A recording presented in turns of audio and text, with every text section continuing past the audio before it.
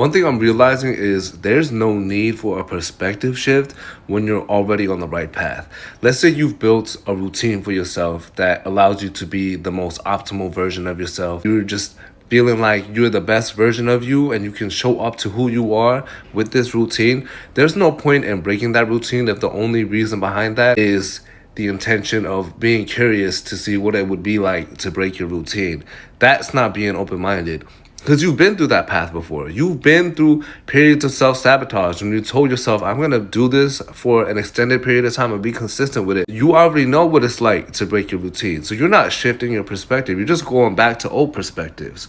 The real shift in perspective is the perspective that comes from being able to consistently do these things over and over again to the point where you've never been that consistent before. And that new perspective will come from there. But I feel like a lot of times we'll get bored of the things that we set up for ourselves, even though we know that it's the best thing for us.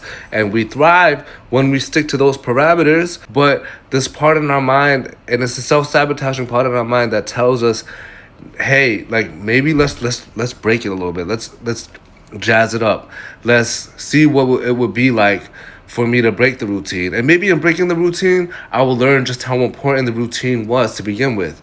But then you're only back to square one.